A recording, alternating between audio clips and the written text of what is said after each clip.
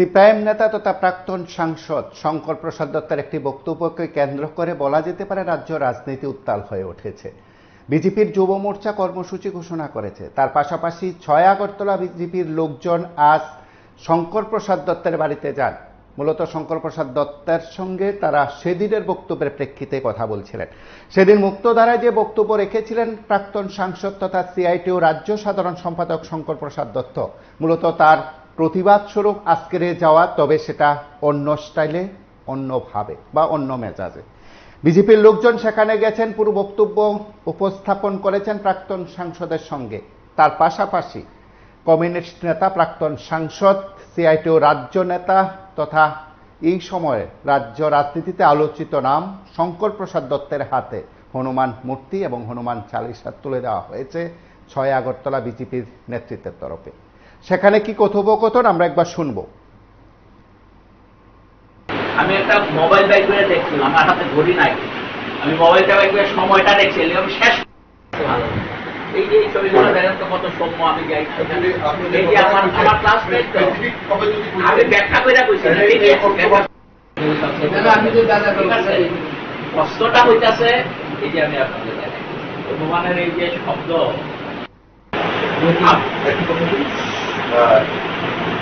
আপনার তো মানে আপনি যেভাবে প্রকাশ করছেন এটা কিন্তু এরকম ভাবে প্রকাশ বললাম। 4 দিন আগে গুরু পূর্ণিমার অনুষ্ঠান আমি গিয়েছি।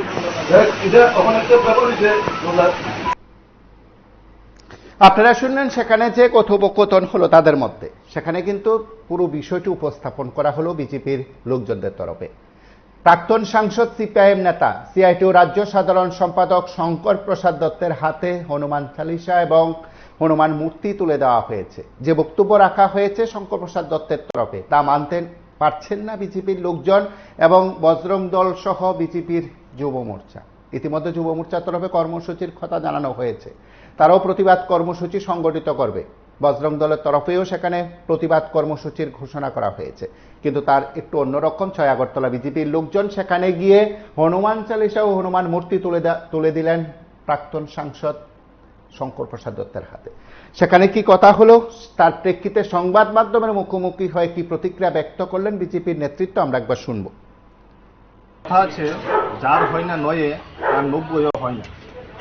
আমরা ইতিহাস সাক্ষী আছে যে কমিউনিস্টরা সবসময় হিন্দু ধর্মের বিরোধিতা বা হিন্দু ধর্মের ব্যাপারে প্রমন্তব্য করে এসেছে এবং তারা সবসময় দেশ বিরোধী একটা কাজের সঙ্গে লিপ্ত থাকে। সবসময় তাদের মন্তব্য থেকে এটা বহিঃপ্রকাশ হয়।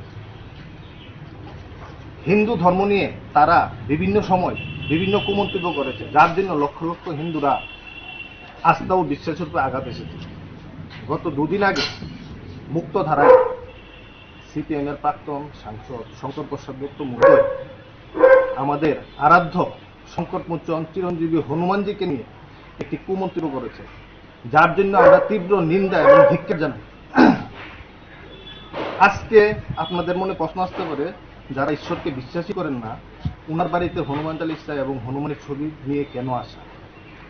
বিজেপির কাজই হলো মানুষকে অন্ধকার থেকে বের করে নিয়ে আসা এবং আলোর দিশা দেখানো। তাই আজকে ওনার বাড়িতে আসা।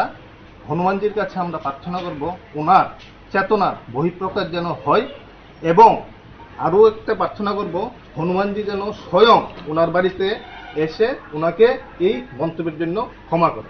ধন্যবাদ। আপনারা শুনলেন সেখানে বিজেপি নেতৃত্বে বক্তব্য, কিন্তু এই বিষয় নিয়ে কি বলছিলেন প্রাক্তন সাংসদ শঙ্কর প্রসাদ দত্ত, আমরা কথা বলছিলাম তার সঙ্গে। আমরা একবার শুনবো তার বক্তব্য। তো সেখানে কোনো ধর্ম বিরুদ্ধে আঘাত করি নাই, আর হনুমানের বিরুদ্ধে আঘাত করি নাই। ওই যে নির্দিষ্ট একটা ছবি গাড়ির পেছনে বা বাইকে অনেক সময় লাগাই, এটা আমার কাছে উগ্র লাগে।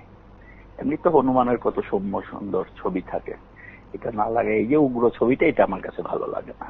এই তো কথা।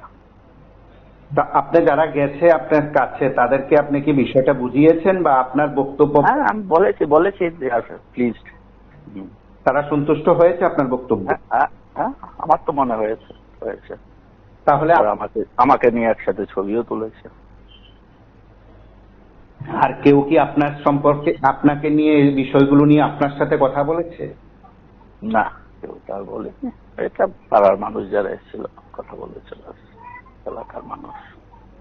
অবশ্যই, অসংখ্য ধন্যবাদ আপনাকে।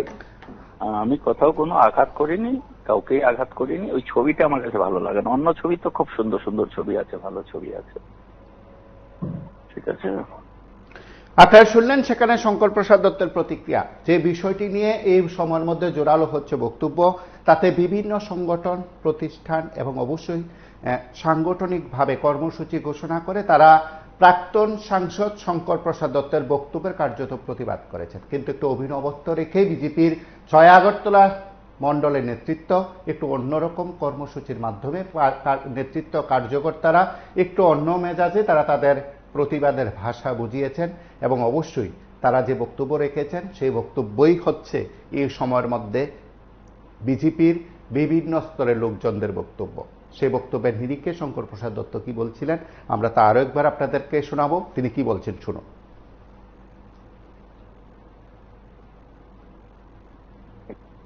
তো সেখানে কোনো ধর্ম বিরুদ্ধে আঘাত করি নাই, আর হনুমানের বিরুদ্ধে আঘাত করি নাই। ওই যে নির্দিষ্ট একটা ছবি গাড়ির পেছনে বা বাইকে অনেক সময় লাগাই, এটা আমার কাছে উগ্র লাগে। এমনি তো হনুমানের কত সৌম্য সুন্দর ছবি থাকে, এটা না লাগে এই যে উগ্র ছবিটা, এটা আমার কাছে ভালো লাগে না। এই তো কথা। আপনি যারা গেছে আপনার কাছে তাদেরকে আপনি কি বিষয়টা বুঝিয়েছেন বা আপনার বক্তব্য? হ্যাঁ, আমি বলেছি প্লিজ। তারা সন্তুষ্ট হয়েছে আপনার বক্তব্য? হ্যাঁ, আমার তো মনে হয়েছে। তাহলে আমাকে নিয়ে একসাথে ছবিও তুলেছে।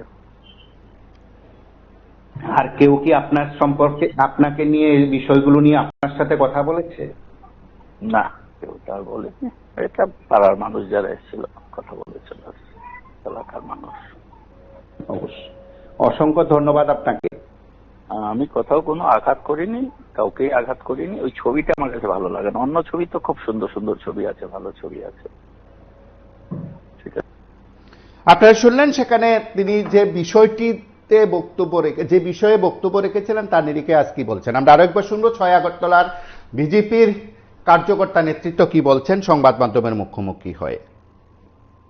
কথা আছে, যার হয় না নয়ে তার ৯০ও হয় না। আমরা ইতিহাস সাক্ষী আছে যে কমিউনিস্টরা সবসময় হিন্দু ধর্মের বিরোধিতা বা হিন্দু ধর্মের ব্যাপারে কুমন্তব্য করে এসেছে এবং তারা সবসময় দেশ বিরোধী একটা কাজের সঙ্গে লিপ্ত থাকে। সবসময় তাদের মন্তব্য থাকে, এটা বহিঃপ্রকাশ হয়। হিন্দু ধর্ম নিয়ে তারা বিভিন্ন সময় বিভিন্ন কুমন্তব্য করেছে, যার জন্য লক্ষ লক্ষ হিন্দুরা আস্থা ও বিশ্বাসের উপরে আঘাত এসেছে। গত দুদিন আগে মুক্তধারায় সিপিএমের প্রাক্তন সাংসদ শঙ্কর প্রসাদ দত্ত মহোদয় আমাদের আরাধ্য সংকটমোচন চিরঞ্জীবী হনুমানজিকে নিয়ে একটি কুমন্তব্য করেছে, যার জন্য আমরা তীব্র নিন্দা এবং ধিক্কার জানাই। আজকে আপনাদের মনে প্রশ্ন আসতে পারে, যারা ঈশ্বরকে বিশ্বাসী করেন না, উনার বাড়িতে হনুমান চালিসা এবং হনুমানের ছবি নিয়ে কেন আসা? বিজেপির কাজই হলো মানুষকে অন্ধকার থেকে বের করে নিয়ে আসা এবং আলোর দিশা দেখানো। তাই আজকে ওনার বাড়িতে আসা।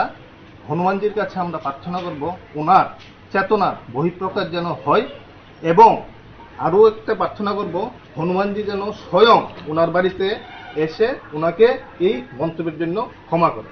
ধন্যবাদ। আপনারা শুনলেন সেখানে বিজেপির নেতৃত্বের বক্তব্য। তার পাশাপাশি এই ইস্যুতে বিভিন্ন প্রতিষ্ঠান, সংগঠন, সংস্থা হয়তো ময়দানে থেকে তাদের প্রতিবাদের ভাষা বোঝাবে। আপনারা দেখতে থাকুন বিবি 24।